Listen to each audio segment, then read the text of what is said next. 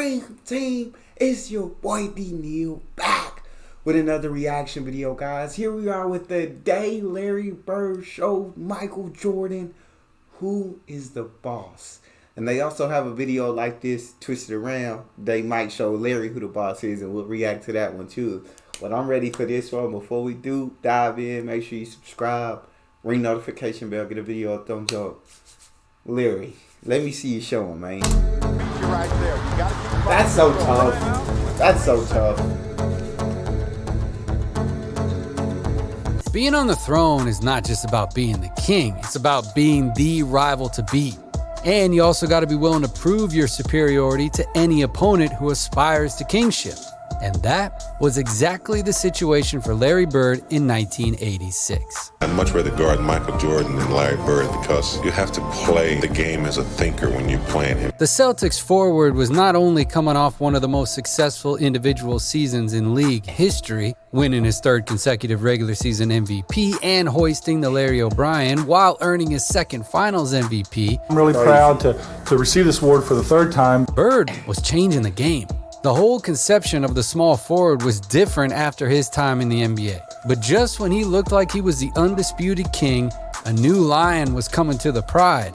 A young Michael Jordan came into the league, making a difference right from the start. And from the very first moment, he made it clear to Larry that he wasn't afraid of him at all. The Celtics were still the better team, but MJ put on one of the greatest performances in playoff history against Boston in 1986, making a statement about who was the better player. That highlight is always so crazy to me, dog. The three through the legs, boom, boom, boom, hard dribble left, pull up is disgusting. That highlight is disgusting. On the hardwood. And from then on, the rivalry burned hotter than ever. Bang. See, Larry Bird had a mission. For his nasty. entire career, he had been the undisputed best player in the NBA. But now, a 23-year-old kid who was averaging 37 points per game was challenging him for the reign of the king of world basketball. The Bird had already proved it all. His legacy was unmatched, but his honor was in jeopardy. And that was something that he wouldn't allow. The reason was simple. Bird was bidding to become the GOAT of basketball. The forward had been breaking every barrier in existence since arriving to the NBA. In 1979, Bird signed a contract with the Celtics to become the highest paid rookie in league history at $650,000 per year. But as soon as he arrived in the NBA, Larry wreaked havoc. He finished fourth in the MVP race during his rookie year. During the next three seasons, not only did... That is legit crazy. To finish fourth in the MVP race in your rookie year is absolute insanity, dog. He win the NBA ring for the first time in 1981, but he also finished second in the MVP race 3 times. And his averages during this stint? 22.6 points, 10.9 rebounds, and 5.7 assists per game. But something happened during the summer of 1983. Bird went from being the second best player in the league to a completely legendary player, and absolutely superior to his eternal rival, Magic Johnson. Thus began his incredible 3-year stint in which he became one of the greatest players of all time. From 1983 to 1986, Bird achieved 3 NBA MVPs. After winning the 1984 championship and being, for the first time in his career, MVP of the finals, Bird ascended in the NBA Olympus and wrote his name in the history books forever. During those 3 seasons, Larry averaged 26.2 points, 10.1 rebounds, and 6.7 assists per game, while continuing to be an elite defender, by the way. This was his status just prior to the start of the 1986 playoffs. A versatile forward who was capable of doing everything on the court. There had never been a big man who had the skills of a perimeter player in traditional basketball until he came along. And not just because of his iconic 3-shot, becoming one of the first small forwards that played the power forward position to be able to stretch the floor. His incredible passing ability allowed him to become a true leader for those Celtics, both on offense and defense. But in order to win his 3rd ring in 1986, he first had to get past a team with a major stud that was starting to make some noise. And just less than a full year later, it was March 27th, 1987. The Celtics, with a record of 51 wins and 9... I said 87? Wasn't that one of their best teams? Larry Bird, one of the Celtics' best teams that year? I think. 19 losses, were coming off a back-to-back to face a Bulls team with a record of 35 wins and 35 losses. That, by the way, was also coming off a game the night before. Bird was having a pretty good season with averages of 28 points, 9 rebounds, and almost 8 assists per game that allowed him to finish third in the MVP race. While Jordan, who would end up finishing second, was averaging an absurd 37 points per game. The Celtics came out with an unusual starting five due to the absence of Dennis Johnson, who was replaced by Jerry Sitching. And playing away from home, they knew it would be a tough game. But right from the first plays of the game, Bird showed what kind of night he was going to have. His off-ball movement was elite, basically, because of his enormous basketball IQ, his fakes. I mean, this was one of the most dangerous men in basketball without the ball in his hands. That, coupled with the gravity he generated from his mid-range and long-range shooting, was lethal. Plus, he was a typical player who was blessed by the divine touch, okay? But once again, his arsenal from the low post was unpredictable. It's easy to find samples of his off-ball ability and gravity, as it was often his easiest way to score. But on this day, his mid-range shot was touched by a magic wand. He just couldn't miss, and he was able to abuse it again and again and again. Meanwhile, Jordan began to realize the enormous attention he was getting from the Celtics defense, which every time he attempted a drive sent multiple bodies to stop him. But far from getting advantages only without the ball in his hands, Larry was also able to score in ISOs from the low post, a move that decades later, Mavs legend Dirk Nowitzki patented and made his own. God, Dirk, bro. Absolute legend of the game. Dirk Nowitzki, man. 7 foot, scoring like he did, man. Crazy. So the Bulls realized they had no choice but to do what the Celtics did with Jordan, a virtually continuous 2-on-1 when he had the ball in his hands. So Bird basically said, you know what, I'm going to hurt them in transition. Thus came the end of the first quarter, in which somehow the Bulls managed to stay close on the scoreboard, trailing by only 1 point, 36 to 35. Bird had a spectacular first quarter in scoring, 20 points, nothing more, nothing less. So he began to take advantage of that extra attention to test his versatility. He was able to transform garbage into gold. Case in point, this loose ball, which he turns into a great assist. And if there's one thing you don't want, it's for the guy who's destroying you from mid-range to start showing signs of his playmaking ability.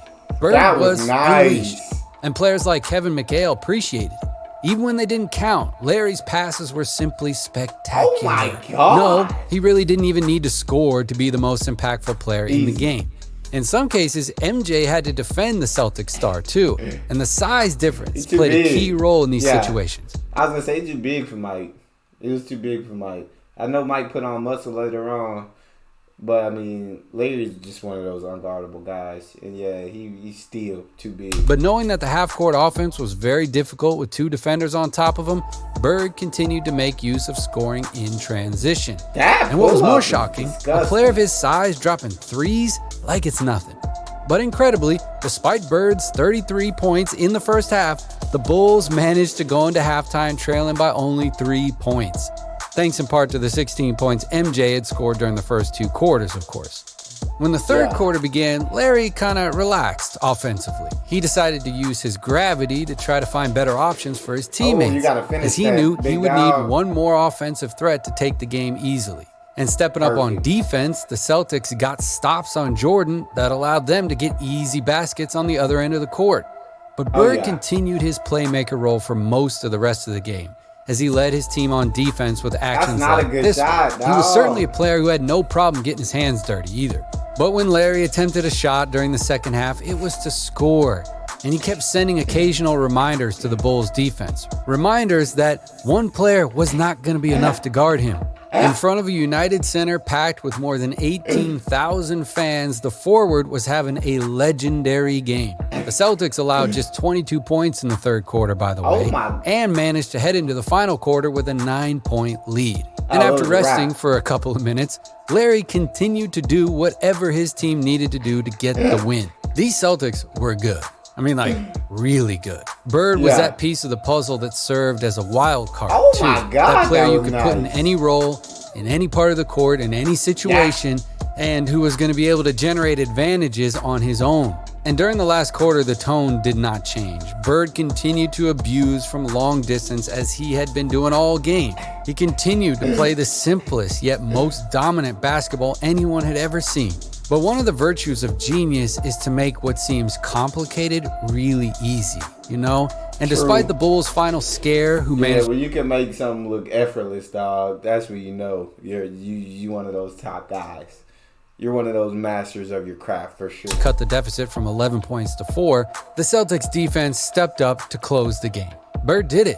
Months after MJ scored 63, the forward only had to play 100% for one half to show him that if he wanted to, he could do it too. 33 points in the first half, 41 in the game. That went down in history as one of the greatest displays of ego any player in the league could perform.